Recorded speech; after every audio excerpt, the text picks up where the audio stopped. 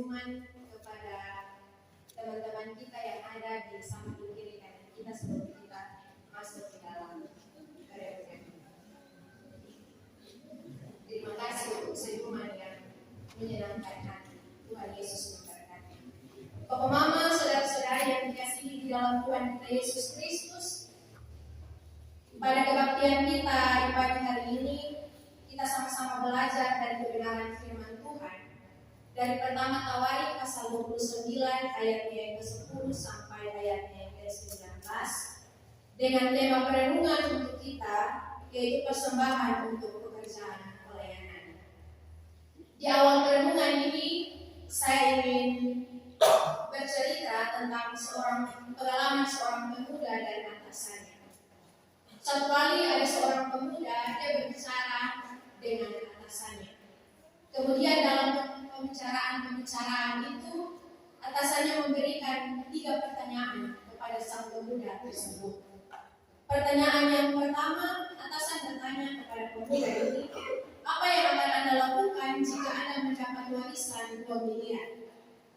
Kemudian tanpa ragu-ragu, sang pemuda menjawab, 1 miliar akan kita pakai untuk bagikan kepada orang-orang miskin, dan 1 miliar lagi akan kita pakai untuk memenuhi kebutuhan setiap hari. Dan sang atasan ini menjawab, bagus sekali keputusan yang Anda ambil. Kemudian atasan ini memberikan pertanyaan lanjutan kepada pemuda ini. Bagaimana jika Anda mempunyai 2 rumah? Apa yang akan Anda lakukan? Kemudian sang pemuda ini menjawab, 1 rumah akan saya bagikan kepada orang-orang miskin yang tidak memiliki tempat tinggal, supaya mereka dapat tempat tinggal dan mereka dapat tinggal di rumah yang satu itu. Kalau yang satu, saya yang dapat. Dan atasannya menjawab, Anda ini sangat bijak dalam mengambil sebuah keputusan.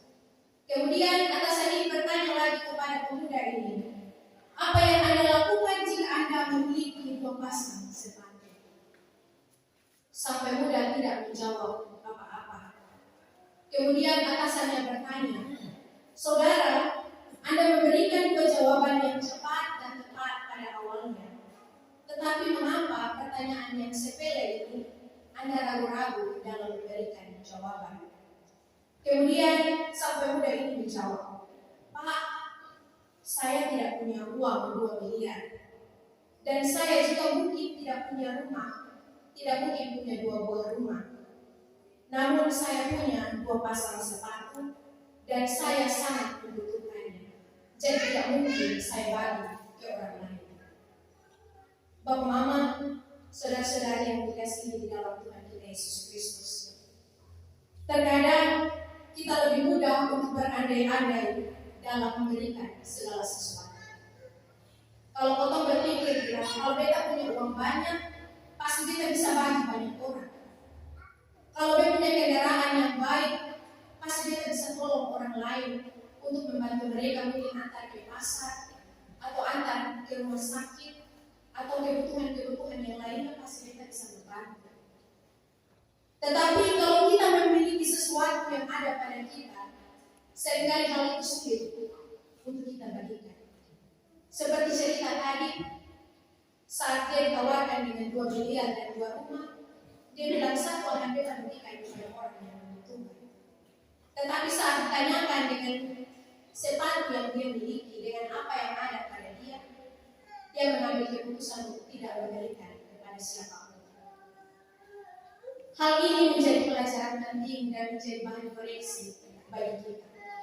Seringkali kita lebih mudah berkata-kata mau memberi, tetapi sulit untuk memberikan kepada orang lain. Contoh kecil begini, kalau ada kita saudara-saudara dari kampung datang di kita ke rumah dan kebetulan mereka tidak memiliki pakaian, dan mereka bertanya kepada kita, ada pakaian kalau beta pinjam bahan, beta pakai. Kadang-kadang kalau lebih gampang bilang, kau beta pakaian yang sesak. Kalau ada berbeda kasih. Tapi pakaian yang kita senang dan biasa kita pakai akan sulit untuk kita berikan kepada saudara kita. Bagaimana respon kita terhadap memberi. Bagaimana kepekaan kita tetap untuk mau memberi. Hal ini menunjukkan bahwa memberi adalah salah satu tindakan yang sulit untuk dilakukan oleh kita manusia. Betul pesannya Bapak Mama?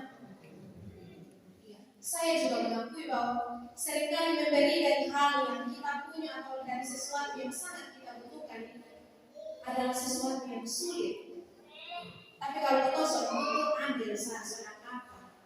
Tapi kalau sesuatu yang sangat kita butuhkan, sangat sulit bagi kita untuk memberikan kepada orang lain.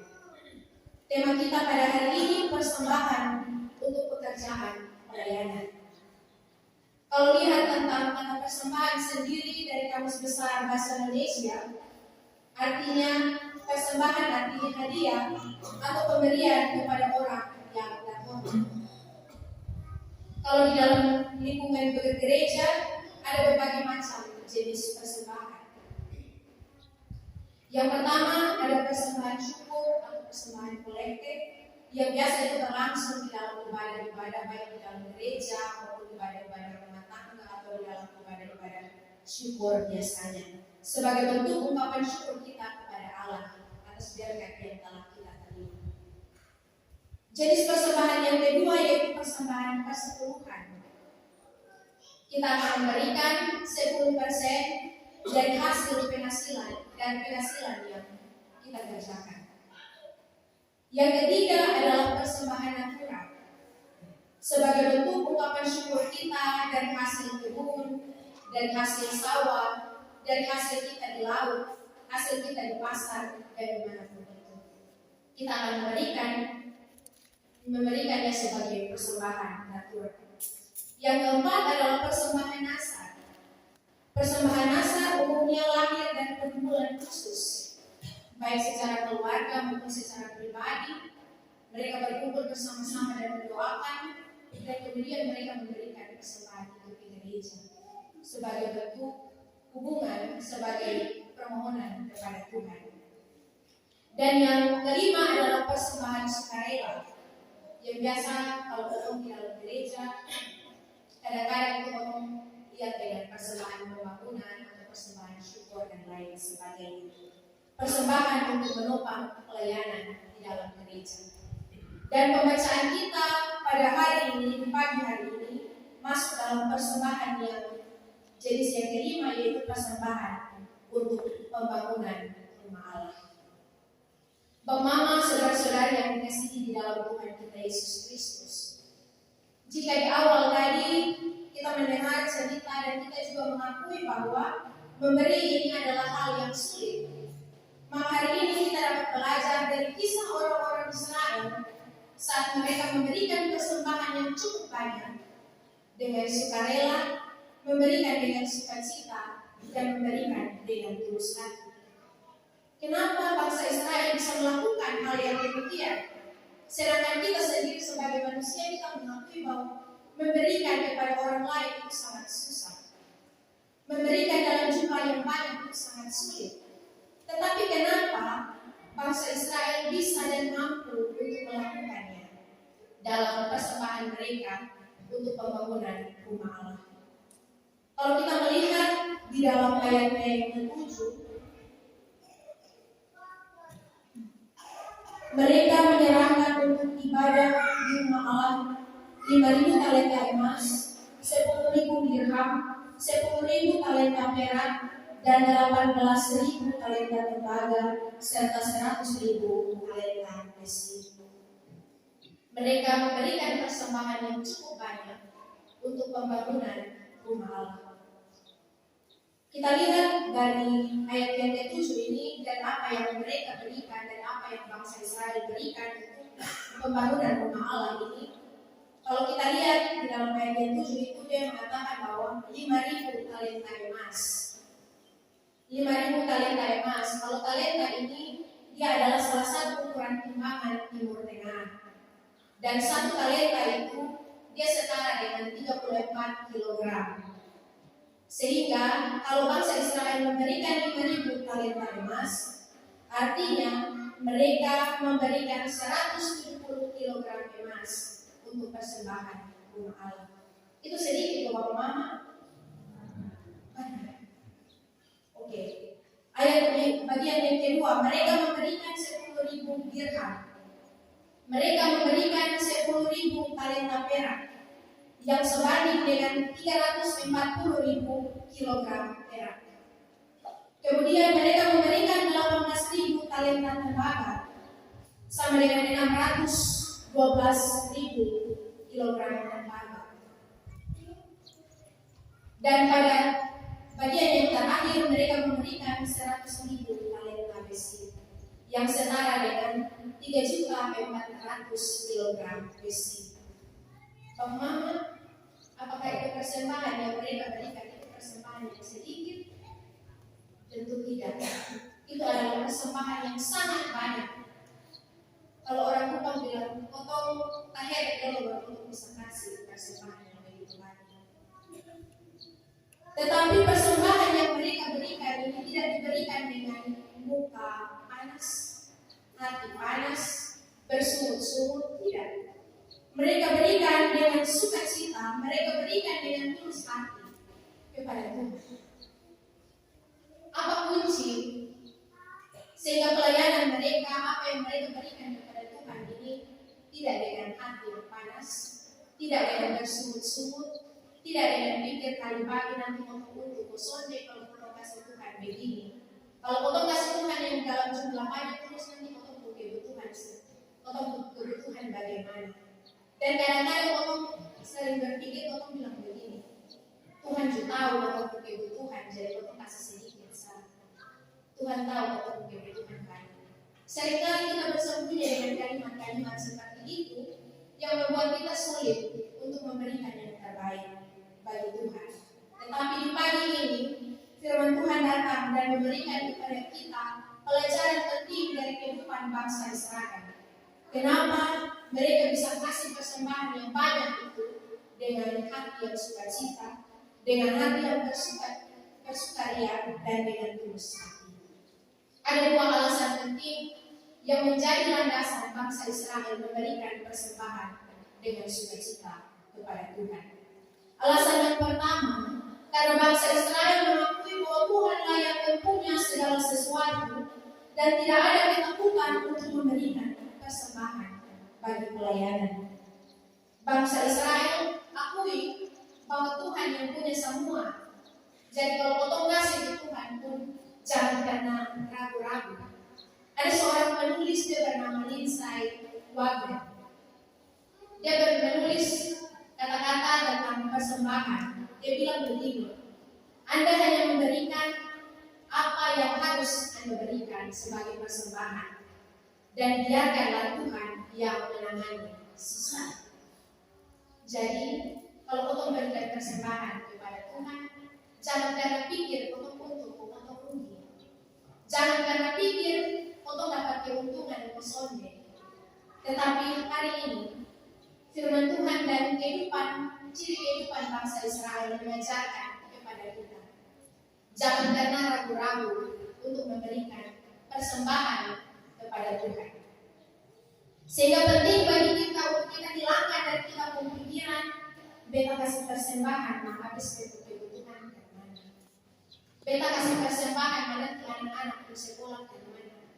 Beta kasih persembahan pembangunan nanti anak-anak pun tidak sekolah sekarang BBM sudah naik dan ada kebutuhan semakin naik dan bagaimana beta memberikan persembahan kepada Tuhan. Pagi ini firman Tuhan datang dan mengingatkan kepada kita. Berikanlah yang terbaik dan sisanya biar Tuhan yang atur. Amin. Kasih yang terbaik apa yang ada pada kita dan yang dibutuhkan kasih. Jangan karena ragu-ragu. Karena Tuhan sudah karena kehabisan cara untuk menghadirkan dan mengalirkan berkat dalam rumah tangga setiap pribadi. Mungkin setiap pribadi kita punya pengalaman saat kita tidak punya apa-apa dan orang datang minta bantuan dan kita berikan. Dan tanpa kita sadari itu saat juga langsung ada Tuhan punya campur tangan. Tuhan punya bantuan yang langsung datang bagi kita semua. Pasti setiap orang memiliki pengalaman yang demikian. Itu cara Tuhan memelihara yang mau memberi dengan sukacita. Alasan yang kedua, kenapa bangsa Israel memberikan persembahan dengan sukacita? Karena bangsa Israel mengingat apa yang telah Tuhan lakukan bagi mereka, sehingga mereka terus berusaha melakukan yang terbaik bagi Tuhan.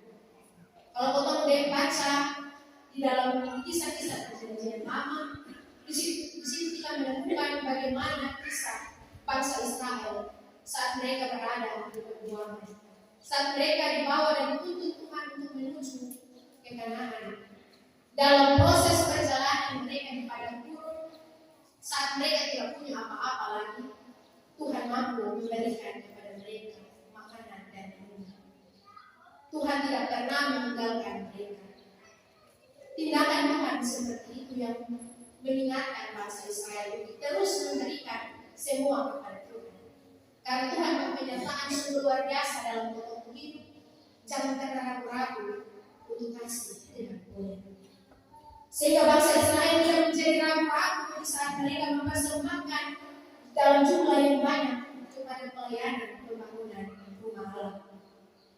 Bapak Mama, persembahan bukan hanya berkaitan dengan uang, namun persembahan diri kita untuk melayani Tuhan adalah salah satu bentuk ungkapan syukur kita kepada Tuhan. Jadi, potong jangan pikir bilang beta suka dengan persembahan pembangunan jadi beta suka di gereja. Yang penting dengan persembahan beta suka. Jangan bilang beta semua jadi beta kasih anak-anak muda dong saya melayani Tuhan. Beta semua jadi beta bisa melayani Tuhan. Kalau kita masih tetap merasakan kebaikan Tuhan, di pagi hari ini kita diingatkan untuk memberikan kita sendiri sebagai persembahan yang hidup bagi Tuhan untuk pelayanan di dalam gereja, di dalam lingkungan keluarga, di dalam lingkungan masyarakat, dan dimanapun kita berada. Sebagai bentuk bahwa kita mensyukuri kebaikan Tuhan yang telah kita terima. Sebagai bentuk kita merespon apa yang telah Tuhan berikan kepada kita. Mari kita terus diingatkan untuk mempersembahkan diri sebagai pelayanan menjadi persembahan yang baik bagi pelayanan di gereja ini. Jika di awal tadi kita mengatakan bahwa memberi itu adalah hal yang sulit dari kisah bangsa Israel ini, kita sama-sama belajar bahwa jangan pernah takut untuk berkekurangan karena kita punya Tuhan sumber. Jangan pernah takut kasih orang bantuan, jangan pernah takut memberi karena kita punya Tuhan yang sudah pernah habis biarkan. Yang kedua, jangan pernah lelah untuk melayani Tuhan. Sebagai bukti kita mempersembahkan kita pun hidup sebagai persembahan yang hidup bagi Tuhan. Dan yang ketiga, jangan pernah kita meragukan Tuhan di dalam kita pun hidup. Mari setiap pribadi kita, mari kita berteduh diri dan merenungkan sejauh mana kebaikan Tuhan di dalam kita pun hidup. Mari kita merenungkan sejauh mana Tuhan penyertaan yang sungguh luar biasa. Sehingga sampai di saat kadang-kadang kita sudah punya uang pun kita masih tetap hidup. Itu karena Tuhan besar. Bukan karena kita berbuat. Bukan karena kita hebat. Tetapi semua karena Tuhan. Makanya sampai dengan saat ini kita masih berdiri dalam keadaan yang Tuhan. Walaupun kita memiliki kebutuhan yang lainnya tidak terpenuhi, tapi kita masih bisa berdiri sampai dengan saat ini. Mari kita berteduh diri sejenak dan kita merenungkan Tuhan penyertaan yang luar biasa. Mari kita bersaat teduh sejenak dan kita mengingat apa yang telah Tuhan berikan kepada kita.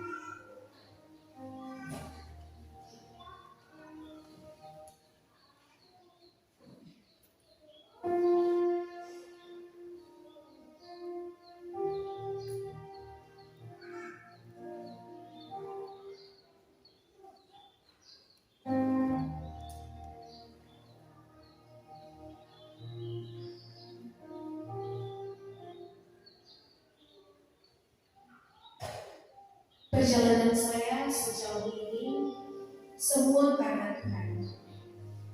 Terima kasih Tuhan, saya telah diingatkan untuk terus memberikan yang terbaik bagi Tuhan tanpa ragu-ragu.